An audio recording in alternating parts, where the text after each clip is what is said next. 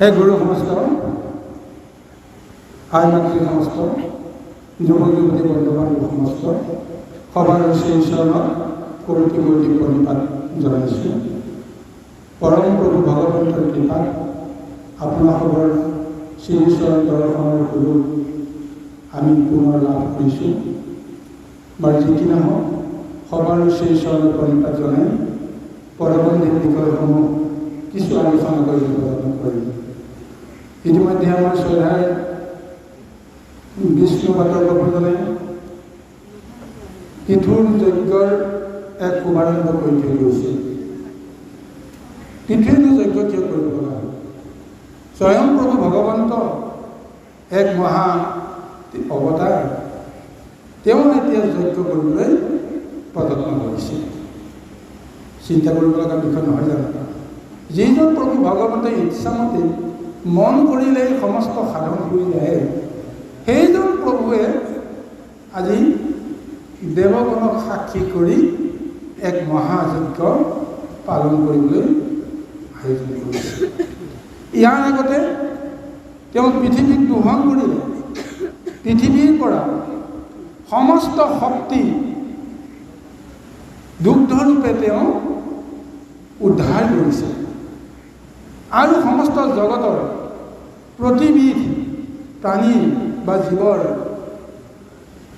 মুখ্যজনক জামনি সজাই বাছৰু সজাই তেওঁলোকৰ জৰিয়তে বসুমতীৰ পৰা সমস্ত শক্তি বাহিৰ কৰিলে, সমস্ত শক্তি পান কৰোৱালে আৰু সমস্ত জীৱকুলক এক মহা শক্তি প্ৰদান কৰি এতিয়া সেই জীৱকুলৰ জৰিয়তে তেওঁ ৰাজ্য শাসন কৰিব, ধৰ্ম আৰু প্ৰতিষ্ঠা পালনৰ কাৰণে তেওঁ আগবাঢ়িছে। যাৰ কাৰণত ৰজাৰ এটা স্বাভাৱিক প্ৰবৃত্তি আছে, যদিহে ৰজাজন সঁচাকৈ প্ৰজাৰ হিতকাৰী হয়, প্ৰজাক যদি পুত্ৰৱতে সকলো দিশতে ৰক্ষণাবেক্ষণ দিবৰ কাৰণে, প্ৰতিপালন কৰিবৰ কাৰণে যদি তেওঁ মন প্ৰাণ উদ্বুদ্ধ হয়, তেতিয়াহ'লে প্ৰজাৰ কাৰণে সমস্ত সাধন কৰিবলৈ ৰজা সদায় প্ৰস্তুত থাকে। নিজৰ মন আৰু বিবেকৰ পৰিৱৰ্তেও প্ৰজাৰ হিতকৰ কাৰণে যিকোনো কৰ্ম তেওঁ কৰিব লাগে। সেইকাৰণে ভগৱন্তটো ৰজা হোৱাৰ কোনো প্ৰয়োজন নাই, কিন্তু তেওঁ ৰজা হ'বলৈ আহিছে। কাৰণ প্ৰজাসকলৰ মনৰ বাঞ্ছা, আশা আকাংক্ষা, মায়া সংসাৰৰ সমস্ত শক্তিক আশ্ৰয় কৰি যিহেতু কৰ্মখিনি চলি আছে জগতত, তাৰ জৰিয়তে সমস্ত জীৱৰ শান্তি সুখৰ কাৰণে ৰজাই কৰিব লগা সমস্ত কৰ্ম নিজৰ যিটো মন বুদ্ধি সমস্তখিনি তাত প্ৰয়োগ কৰিবলৈ যত্ন কৰে। সেইকাৰণে আজি পৃথিৱীও জগতৰ কল্যাণৰ কাৰণে, সমস্ত জীৱৰ কল্যাণৰ কাৰণে এক মহাযজ্ঞ পালন কৰিছে। এই মহাযজ্ঞ ৰূপত যিজন উপাস্য দেৱতা, ইষ্ট গুৰু বুলি কোৱা হৈছে, ইষ্ট দেৱতা বুলি কোৱা হৈছে, স্বয়ং প্ৰভু ভগৱন্তকে, শ্ৰী হৰিকে শতকোটি কোটিৰ যজ্ঞৰ জৰিয়তে সেইজন প্ৰভু ভগৱন্তকে তেওঁ যজ্ঞ কৰিবৰ কাৰণে যোজনা কৰিছে। যি যজ্ঞ কৰিলে দেৱতাসকল তুষ্ট হ'ব, দেৱতাসকলৰ সহায় পাব, দেৱশক্তিৰ সহায় পোৱাৰ পিছতহে অন্যান্য জীৱকুলে আশা আকাংক্ষাবিলাক পূৰণ কৰিব পাৰে। সেই সূত্ৰে আজি এই যজ্ঞৰ মহা আয়োজন কৰিছে। এক পুণ্যভূমি য'ত ব্ৰহ্মাৱৰ্ত নামে স্থান নিৰূপণ কৰিছে, যি স্থানত স্বয়ং ব্ৰহ্মাদেৱেও তেওঁ পৰম প্ৰভু ভগৱন্তক তেওঁ পূজা কৰিছিল। ব্ৰহ্মাৰ যি স্থানত পূজা কৰি শান্তি পাইছিল, সেই ঠাইতে ব্ৰহ্মাৱৰ্তৰ নাম সেই যজ্ঞ ভূমিত যজ্ঞস্থল তেওঁ সাজিলে, য'ত দেৱনদী সৰস্বতী আৰু 202টি ব্ৰহ্মাৱৰ্ত দেশ বেহি দুয়ো বহি জান্তি ব্ৰহ্মাৰো যজ্ঞৰ ভূমি সেইকে প্ৰত্যেক থাকিলত ঈশ্বৰ আৰু দেৱতা জ্যোতি। এই ভূমিত সৰস্বতী আৰু 202টি নামৰ দুখন পুণ্য নদী সদায় অতি সুশীতল জলবায়ু পৰিবেষ্টিত এক ৰূপেৰে শীতলতা প্ৰদান কৰি আছে। সমস্ত জীৱৰ মন বুদ্ধিক এক সুন্দৰ ৰূপ প্ৰদান কৰি আছে। সেই ব্ৰহ্মাৱৰ্ত ঠাইতে শতকোটি যজ্ঞ আৰাধনা কৰিবৰ কাৰণে পৃথু ৰজা উপস্থিত হ'ল আৰু যজ্ঞশালা নিৰ্মাণ কৰিলে, য'ত সমস্ত দেৱতাসকলো উপস্থিত হৈছে। কিন্তু সমস্ত দেৱতাসকল উপস্থিত হ'লে কি হ'ব? যেনেদৰে যজ্ঞৰ এই মহা আয়োজন চলি সমস্ত জীৱকুল সমস্ত জগতত এক আকৰ্ষণ হৈছে, এক প্ৰত্যাশা হৈছে, সমস্তই পৃথুৰ যজ্ঞৰ জৰিয়তে কিবা নহয় কিবা এটা নিজৰ অভীষ্ট সাধনৰ যত্ন কৰিছে। সেই মহাযজ্ঞ প্ৰস্তুতি চলি থকাৰ সময়ত ইন্দ্ৰৰ মনত এটা সংশয় আহি গৈছে। ইন্দ্ৰ হৈছে স্বৰ্গৰ ৰজা। মনৰ লগত যিটো আমাৰ প্ৰবৃত্তিটো জড়িত হৈ আছে, চাওক দেই, যদি আমি সঁচাকৈ বিষয়ৰ লগত মত্ত হৈ থাকোঁ, বিষয়ৰ সুখৰ বাহিৰে যদি অন্য কথাত আমাৰ বিশেষকৈ ৰুচি নাথাকে, ভক্তিভাৱৰ যদি উদ্ৰেক নহয়, তেতিয়াহ'লে সদায় বিষয়ৰ পৰা বঞ্চিত হোৱাৰ আমাৰ কিবা নহয় ভয় বা আশংকা থাকে। তাতে আজি যি যজ্ঞ আজি পৃথুৰ জৰিয়তে হৈছে, এই পৃথুৰ জৰিয়তে হোৱা যজ্ঞকো এতিয়া তেওঁ ভয় কৰিব লগা হৈছে। কাৰণ ইয়াৰ আগতেতো পৃথু কোন তেওঁলোক ভাবিয়ে লৈছে, জানিয়ে লৈছে, বুজি লৈছে, স্বয়ং ঈশ্বৰ প্ৰভু ভগৱন্ত বুলিও তেওঁ জ্ঞান কৰিছে। তথাপিও সেই ভগৱন্তৰ পৃথুৱে জীৱৰ কল্যাণৰ কাৰণে এই যজ্ঞ পালন কৰাত তেওঁৰ মনত এটা সংশয় আহি গৈছে। কিন্তু এই সংশয়টো ব্যক্ত কৰিব এতিয়া পৰা নাই। কেনেকৈ কৰিব? সমস্ত জগত যাৰ লগত আছে, সমস্ত দেৱতা সকলোৱে আনন্দিত হৈ আছে। এতিয়া তেওঁ নিজৰ মনৰ শংকাটো জাকি ব্যক্ত কৰাব, তেওঁৱে যদি নিন্দা কৰে তেতিয়া তেওঁ কেনেকৈ থাকিব?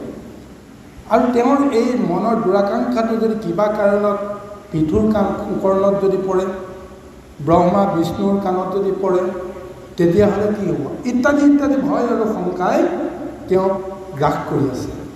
উপায়ন্তৰ হৈ তেওঁ অসন্তুষ্ট মনেৰেও এটা সুযোগ চাবৰ কাৰণে তেওঁ ৰৈ আছে যে কিবা নহয় কিবা এটা যদি ছিদ্ৰ পাওঁ এই যজ্ঞ মই নষ্ট কৰিব লাগিব। এই যজ্ঞ নষ্ট নহ'লে এদিন মোৰ স্বৰ্গ ৰাজ্য মোৰ পৰা আঁতৰি যাব। এনেকৈ এটা ভয় আৰু শংকাই তেওঁ অন্তৰখন খুলি খুলি খাই আছে। আৰু সমস্ত দেৱতাসকলে পৃথুৰ যজ্ঞত যাৰ যেনেকুৱা শক্তি সেই অনুসাৰে দান দিছে, অৰিহণা দিছে, নিজেও আহি কায় ক্লেশ কৰি যজ্ঞত সহযোগ কৰিছে।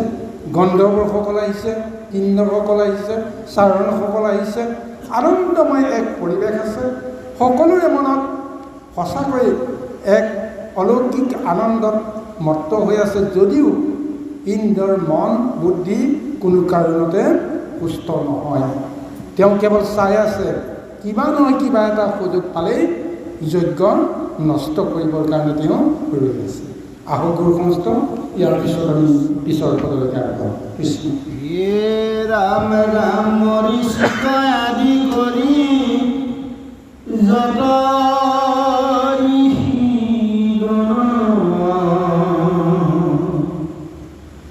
চাৰিলন্ত নাগগণি পাতাল ভুৱন সিদ্ধ বিদ্যাধৰ দৈত্য দানৱ যতে পৃথুৰ যজ্ঞত আহি ভৈল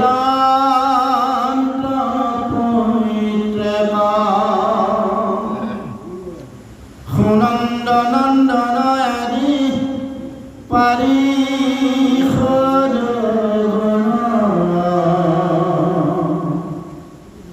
মাধৱৰ সংগে আহি লন্ত্ৰ চৈধ্যজন কপিলয় আহিল সৰ্বযুগ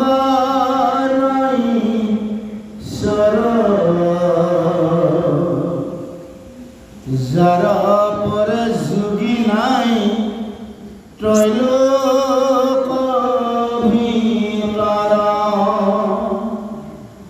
হে ৰাম ৰাম ব্ৰহ্মাৰ নন্দন দেৱ ঋষি মহাশয় হাতে দিব্য বীণা ধৰি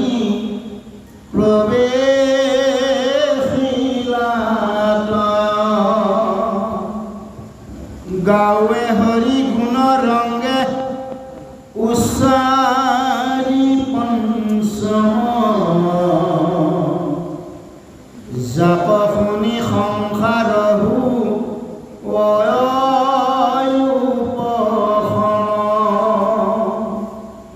দত্তাতেৰ ঋষি সিদ্ধ সনত কুমাৰ খনক নন্দ খনা তন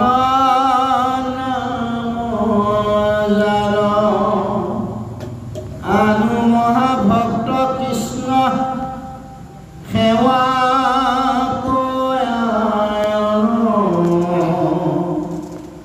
আখিলন্ত জৈত কয়া নন্দ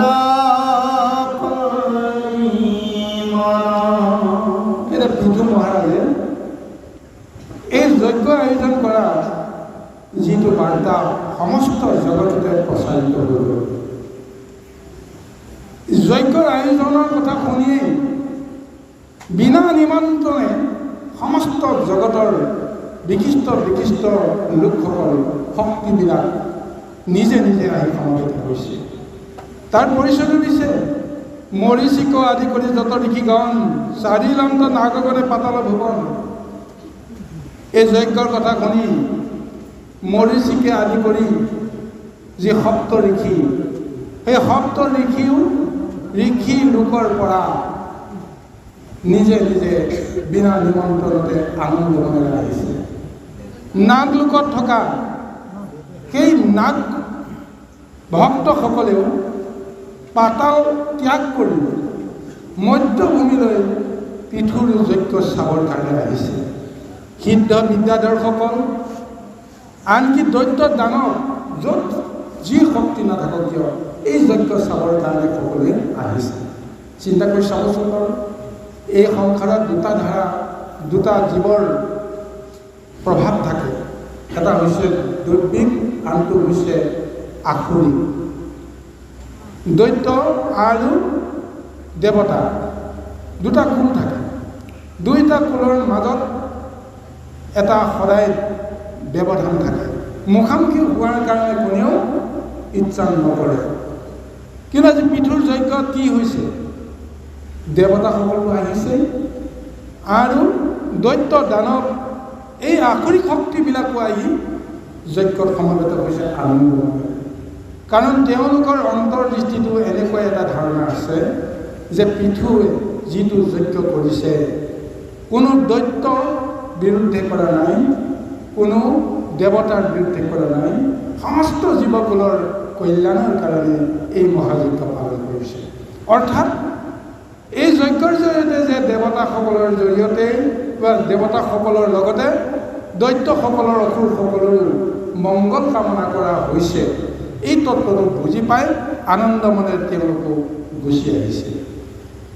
আৰু লগতে আহিছে কি, বৈকুণ্ঠৰ যিসকল পাৰিষদ, সেই পাৰিষদগণক লগত লৈ স্বয়ং শ্ৰী মাধৱ নিজে আহি শ্ৰীৰূপ ধাৰণ কৰি উপস্থিত হৈছিল। এনেই প্ৰভু ভগৱন্তৰতো কোনো নিৰ্দিষ্ট ৰূপ নাই, তেওঁতো নিৰাকাৰতেই সদায় নিবাস কৰি থাকে। কিন্তু কাৰ্যকৰণৰ ক্ষেত্ৰত কাৰোবাক যদি দয়া কৰিব লাগে, কাৰোবাক যদি কৃপা কৰিব লাগে, তেতিয়াহ'লে তেওঁ বাঞ্ছা অনুসৰি এটা ৰূপ ধাৰণ কৰে, সেই ৰূপ মতে তেওঁ দৰ্শন দিয়ায়। আজি সেই শ্ৰী মাধৱেও বৈকুণ্ঠৰ পৰা পাৰিষদগণক লগত লৈ সুনন্দ সনন্দকে আদি কৰি সেই পাৰিষদসকল আহিছে। আৰু লগতে কোন আহিছে? এই মধ্যধামত যিসকল ভগৱন্তৰ এক অৱতাৰ ৰূপে গ্ৰহণ কৰি তেওঁলোকে বিভিন্ন সময়ত কৰ্ম কৰিছে, তাৰ ভিতৰতে কপিলকে আদি কৰি যজ্ঞকে আদি কৰি যিসকল প্ৰভু ভগৱন্তৰ এক এক ৰূপ, সেই ৰূপেৰে কৰ্ম কৰিবলৈ আহিছে। আৰু এটা সময়ত তেওঁলোকে ঋষি বাৰু যজ্ঞ পুৰুষ ৰূপে সাধক সিদ্ধ লোক হিচাপে জগতত তেওঁলোকে বিভিন্ন স্থানত আশ্ৰয় গ্ৰহণ কৰি আছে। আৰু সেইসকলেও আজি পৃথুৰ যজ্ঞত আহি উপস্থিত হৈছে। কপিল আখিল সৰ্বযুগৰ ঈশ্বৰ, যাৰ পৰে যোগী নাই তৈলুক্য ভিতৰ। কপিলে মহাযোগীৰ এক বাস্তৱ উদাহৰণ হিচাপে যোগেশ্বৰ শক্তিটো তেওঁ ধাৰণ কৰি এই জগতলৈ তেওঁ আহিছে। আৰু সেইজনৰ তৈলুকৰ ভিতৰতে শ্ৰেষ্ঠ যোগী বুলি তেওঁ পৰিচয় দিছে। লগতে আছে ব্ৰহ্মাৰ নন্দন দেৱৰ্ষি নাৰদ।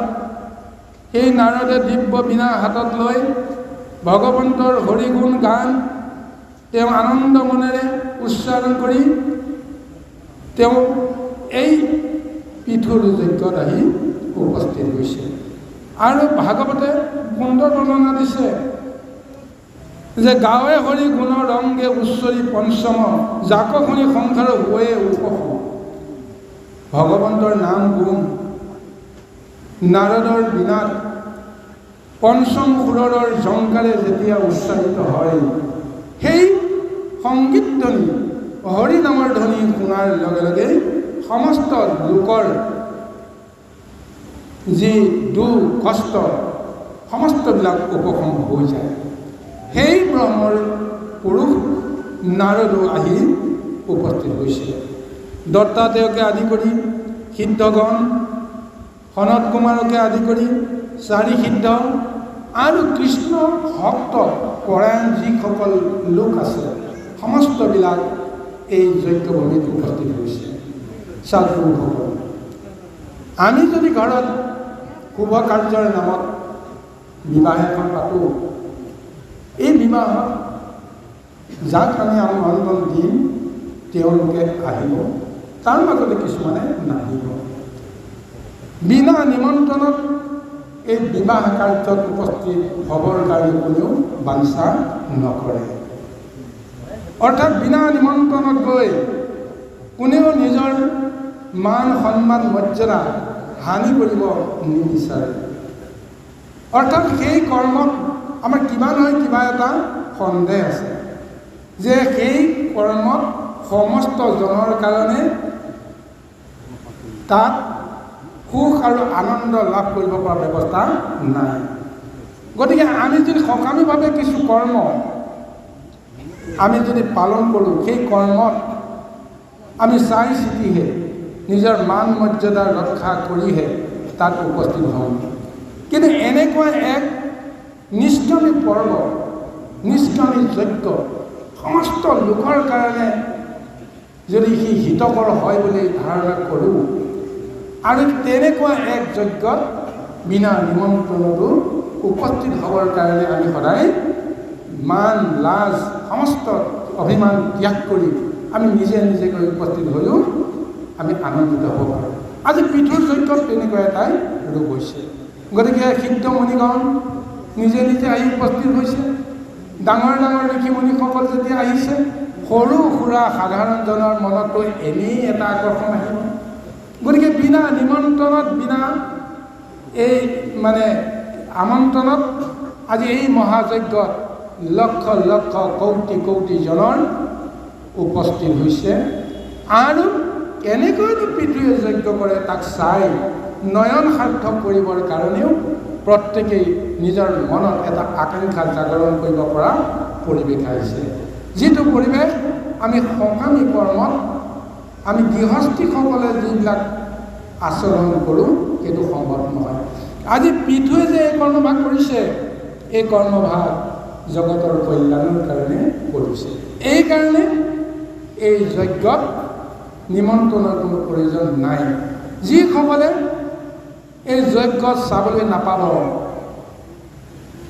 সেইসকলে নিজকে নিজে অসন্তুষ্টি ভুগিব লাগিব, নিজকে নিজে দোষী সজাব লাগিব। কি দুৰ্ভাগ্য, সমস্ত জগতে যিটো শুভ কাৰ্য দৰ্শন কৰি নয়ন সাৰ্থক কৰিব পাৰে, মন তুষ্ট কৰিব পাৰে, মই কিয় সেই দৰ্শনৰ পৰা মই বঞ্চিত হ'লোঁ, এনেকুৱা কিছুমান মনত হয়তো অসন্তুষ্টিভাৱে জাগৰণ হ'ব। গতিকে আহক, ইয়াৰ পিছত এই মহাযজ্ঞত কি এক আনন্দময় পৰিৱেশ হৈছে আমি পদবন্ধে আকৌ বিচাৰিবলৈ যিটো যজ্ঞে ধেনু ৰূপা দেৱী বহুমতী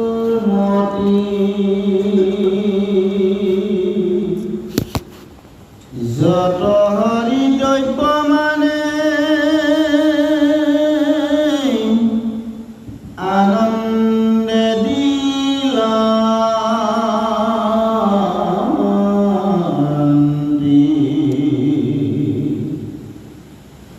আনুনানা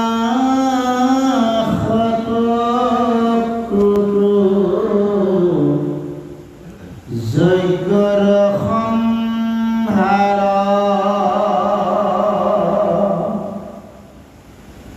নিপতিৰ মন পৰি দিলন্ত্ৰয়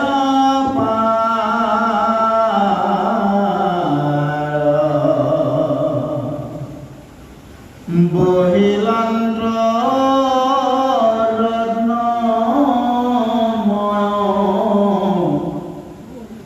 নদী অসংখ্যাত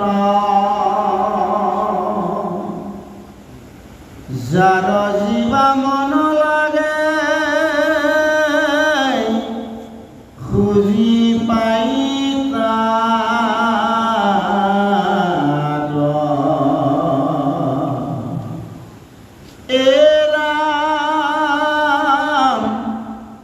ঘৃত মধু দধি পিষ্টক পায়স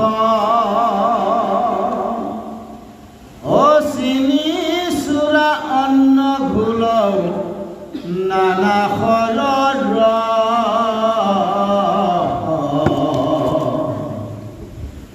বহিলান্ত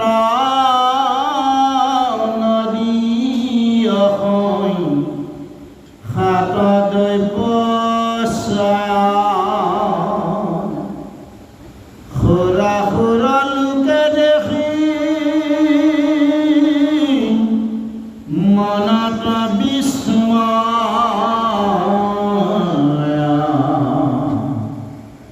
এৰা যত বৃক্ষ গণ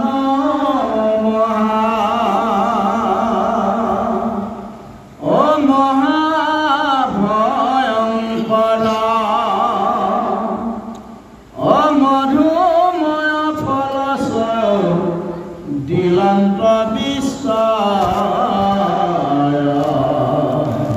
এটা অতি নিষ্কাম শুভকৰ্ম জগতৰ কল্যাণৰ কাৰণে যদি আৰম্ভ কৰা যায় এই যজ্ঞত কেনেকৈ যজ্ঞৰ সম্ভাৰবিলাক গোট খাই ক'ব নোৱাৰে এতিয়া কপিলৰো সেইটোৱেই অৱস্থা হৈছে পিঠুৰ এনেকুৱা এটা ৰোগ দেখা গৈছে তেওঁ যজ্ঞৰ প্ৰস্তুতিহে তেওঁ কৰিলে যজ্ঞৰ সম্ভাৰটো নিজ হাতে তেওঁ গোটাব লগা হোৱাই নাই যজ্ঞত উপস্থিত হোৱা সমস্তই যজ্ঞৰ সমস্ত দ্ৰব্য কেনেকৈ কোনে কি শক্তিৰে দিব নিজে নিজে সমৰ্পণ কৰিছে নিজে নিজেই সেই তেওঁ যজ্ঞত দ্ৰব্য সম্ভাৰ যোগান ধৰিছে এতিয়া ভাগৱতে কৈছে যে যত হৰি দ্ৰব্য মানে আনন্দে দিলন্তি যিটো যজ্ঞ ধেনুৰূপা দেৱী বসুমতী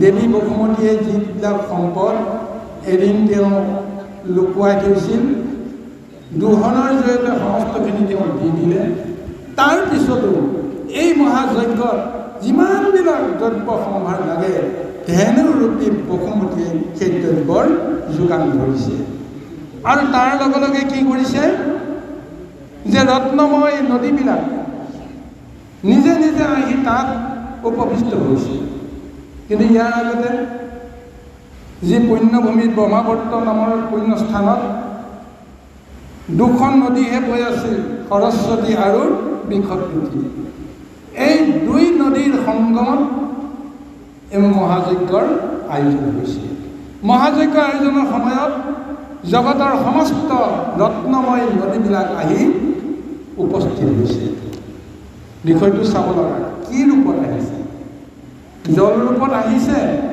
নে অন্য ৰূপত আহিছে জল ৰূপত আহিলে দেখোন সমস্তবিলাক মিলি দেখোন এক মহাসাগৰ ৰূপ ল'ব নহয়নে বাৰু কিন্তু প্ৰকৃততে এইসকল জল ৰূপত অহা নাই তেওঁলোক দেৱীৰ ৰূপত আহিছে যেনেকৈ বসুমতীয়েও নিজে এক বাস্তৱ ৰূপ ধাৰণ কৰি মূৰ্তি ধাৰণ কৰি ধেনু ৰূপ লৈছিল সাধাৰণ এজনী গাই গৰুৰ ৰূপ লৈছিল কিন্তু তেওঁৰ আকাৰ আৰু তেওঁৰ যিটো প্ৰকৃতি কিমান বিস্তৰ তদ্ৰূপ আজি এই নদীবিলাকেও নিজে নিজে আহি সমবেত হোৱাৰ অৰ্থ এটাই যে মোৰ গৰ্ভত যিমানবিলাক ৰত্ন আছে নদীৰ বুকুটোত সদায় ৰত্নই লুকাই থাকে ৰত্নই প্ৰবাহিত হৈ আহি থাকে জলৰ লগতে ধাতুৰূপী অন্যান্য ৰত্নবিলাকো নদীৰ গৰ্ভতেই লুকাই থাকে নহয় জানো গতিকে সেই ৰত্নময় নদীবিলাকেও মনত এটা আকাংক্ষা কৰিছে যদি যজ্ঞত কিবা নহয় কিবা এটা ৰত্ন সম্পদৰ প্ৰয়োজন হয় তেতিয়াহ'লে যি লাগে মই তাকেই দিব পাৰিম এনেকৈ আহুতি দিবৰ কাৰণে বাঞ্ছা কৰি সেই ৰত্নময় নদী সকলো তাত আহি সমবেত হৈছে আৰু খুৰাখুৰ লোকসকলে দেখি আচৰিত হৈছিল যজ্ঞৰ আয়োজনৰ কথা শুনাৰ লগে লগে কেনেকৈ যজ্ঞৰ সম্ভাৰবিলাক গোট খাইছে ক'ব নোৱাৰে আপোনালোকে ভাগৱত পাতিছে নহয় সদায় প্ৰতি বছৰে বছৰে পাতে শুদ্ধ মন আৰু চিত্তে আলোচনা কৰি সিদ্ধান্ত এটা গ্ৰহণ কৰি অমুক তাৰিখে ভাগৱত হ'ব লাগে বুলি ঘোষণাটো দিবহে লাগে যাৰ মনত যেনেকুৱা বাঞ্ছা মই ভাগৱতত কি কি অৰিহণা দিম, কোনোবাই টকাই পইচাই ধনে দ্ৰব্যই সম্পদে যাৰ যেনে ইচ্ছা তাৰ তেনেকুৱা শক্তিৰে আপোনা আপুনি সেই দ্ৰব্যবিলাক আহি জমা দিব। নিৰ্দিষ্ট সময় আহি পোৱাৰ লগে লগে আয়োজকসকলৰ মনত শক্তি পাই আহি যায় যে ইমানখিনি সম্ভাৰ ঈশ্বৰৰ নামত গোট খাইছে। কিন্তু আপুনি যদি গৃহত কিবা এটা কৰ্ম কৰিবলৈ যায়, সেই কৰ্মটো কৰিবলৈ যাওঁতে দ্ৰব্য সম্ভাৰবিলাক গোটাবৰ কাৰণে আপুনি এবছৰৰ পৰা আপুনি পৰিকল্পনা কৰিব লাগে। তাৰপিছতো কাৰোবাৰ ওচৰত সহায়ৰ হাত ভিক্ষা মাগিব লগা হৈ যায়। তেতিয়াও আপোনাৰ বিচৰা মতে দ্ৰব্যবিলাক নাহে, কাৰণ এই দ্ৰব্য বা বিধিত বা এই আয়োজনত আপোনাৰ বিষয় জড়িত হৈ থাকে। আপোনাৰ বিষয়টোৰ লগত আনে কিয় সহযোগ কৰিব? নিশ্চয় কিবা নহয় কিবা এটা মানে বিদ্বেগ ভাৱ থাকি যাব। কিন্তু এনেকুৱা এক সকামী পৰ্বত, জগতৰ কল্যাণৰ কাৰণে কৰা পৰ্বত, কোনো কাৰণতে কোনেও পিছমতি নাথাকে। গতিকে সেইকাৰণে খুৰাখুৰ লোকসকলে যাৰ কিবা এটা দ্ৰব্য দিবৰ কাৰণে শক্তি নাই, সামৰ্থ্য নাই, মন আছে কিন্তু ব্যৱস্থা নাই, সেইসকলে দেখি আচৰিত হৈছে যে বিনা নিমন্ত্ৰণত বিনা বিচাৰত সমস্ত দ্ৰব্য সম্ভাৰ গোট খাইছে। সেইকাৰণে কৈছে যে যত বৃক্ষ মহা মহা ভয়ংকৰ মধুফুল ফলচয় দিলন্ত বৃষ্টি। আজি মহা মহা বৃক্ষবিলাকেও নিজৰ শক্তিৰে বোলে যজ্ঞত আহুতি দিবৰ কাৰণে ফলৰ জৰিয়তে তেওঁলোকেও অৰিহণা যোগাবৰ কাৰণে বাঞ্ছা কৰি আছে। আৰু এই যজ্ঞৰ সময়তে নালাগিব লগা গছডালেও ফুল ধৰিছে, ফল ধৰিছে। যেনেকেই নহওক তেওঁলোকেও এই প্ৰভু ভগৱন্তৰ যজ্ঞত যেন কিবা নহয় কিবা এটা অৰিহণা দিব পাৰে, তাৰ কাৰণে প্ৰত্যেকেই এক মহা আয়োজনত ব্যস্ত হৈ পৰি আছে। আৰু এইখিনি সময়তে কিন্তু ইন্দ্ৰয়ো একো নিদিলেতো নহ'ব। তেওঁ সমস্ত জগতে দিয়ে, তেওঁৰ অধীনস্থ সমস্ত প্ৰজাই দিছে, মন্ত্ৰীকলৈ দিছে। ৰজাই যদি একো এটা অৰিহণা নিদিয়ে তেতিয়াহ'লে ৰজা জানো ওপৰে ওপৰে নিন্দিত নহ'ব জানো? গতিকে তেওঁ এতিয়া চিন্তা কৰি আছে মই দিম নে নিদিম। মনেৰে সৈতে তেওঁলোকে দিবলৈ ইচ্ছা নকৰে, কিন্তু লোককে দেখুৱাই যদি নিদিয়ে তেতিয়াহ'লে তেওঁ ধৰা পৰি যায়। গতিকে তেওঁ এতিয়া বিপদীত পৰি আছে, মই আচলতে কি দিব পাৰিম বা কি দিব নোৱাৰিম। আহকচোন ইয়াৰ পিছৰ লগে আমি আগবাঢ়ো।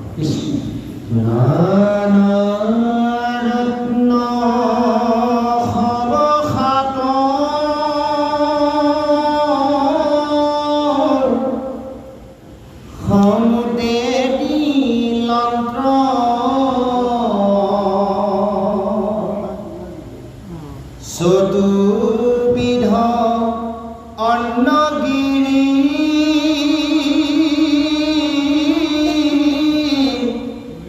হবে আনি নীলন্ত্ৰ শৈব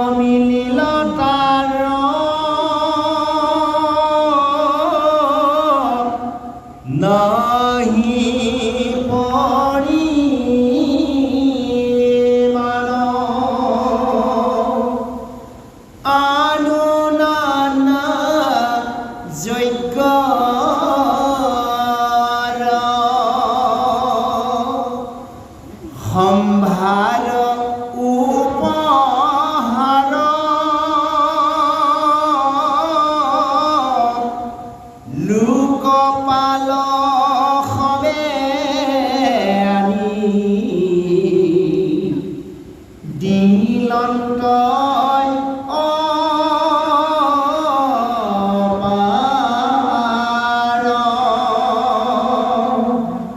এহি মতে মহাযজ্ঞ নিপতি কৰিলা তৈলোক সম্প্ৰতি পিঠু ৰাজাৰ মিলিলা পিঠুৰ মহিমা দেখি ইন্দ্ৰ ৰবি সাদ কৰি বেলা গিলা পাছে যজ্ঞতৰ প্ৰমাদ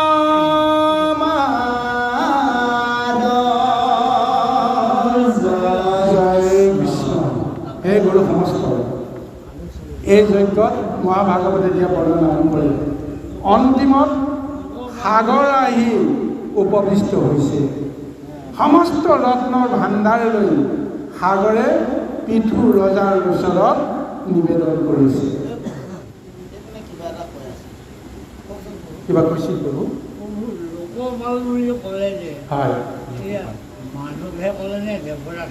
ঠিক আছে আমি ক'ম বাৰু দেই আহিছে এইটো আমাৰ পদত আছে আমি কৈ দিম আৰু এতিয়া এই মহা সাগৰেও আহি যেতিয়া ৰত্ন ভাণ্ডাৰ যোগান ধৰি আছে আৰু এই জগতৰ যিমানবিলাক ৰজাবিলাককে লোকপালন কৰিছে লোকসকলক যিসকলে পালন কৰে সেইসকলকে কোৱা হৈছে লোকপাল লোকসকলৰ যাৰ ইন্দ্ৰৰ ৰূপত মানে শাসন কৰি থাকে লোকেন্দ্ৰ বুলিও তেওঁলোকে কোৱা হয় গতিকে লোকসকলৰ মাজত যিসকলে ইন্দ্ৰ সদৃশ এক ভোগ প্ৰদান কৰিবৰ কাৰণে শক্তি পায় সেইসকলক লোকেন্দ্ৰ বুলি কয় আৰু সৰ্বসাধাৰণক পালন কৰাৰ যিটো ধৰ্ম আচৰণ কৰাৰ কাৰণে তেওঁলোকক লোকপাল বুলিও কোৱা যায় এতিয়া সমস্ত জগতৰ ৰজাবিলাকেও তেওঁলোকে বুজিছে যি যজ্ঞ সাধন কৰিছে এই যজ্ঞ সাধনৰ জৰিয়তে মোৰ ৰাজ্যৰ মোৰ দেশৰ জীৱকুলৰ কাৰণেও মহাফল লাভ কৰিব পৰা যাব গতিকে ৰজা হিচাপে মই নিশ্চয় কিবা কিবি যোগান ধৰিব লাগিব যজ্ঞত মই নিশ্চয় অৰিহণা দিব লাগিব সেইকাৰণে সেই লোকপালসকলেও অপাৰ সম্পদ যজ্ঞৰ সম্ভাৰবিলাক যোগান ধৰিছে এইমতে এই মহাযজ্ঞত তিনি তৈলোকৰ মহাসম্পত্তি নিজে নিজে গোট খাই গৈছে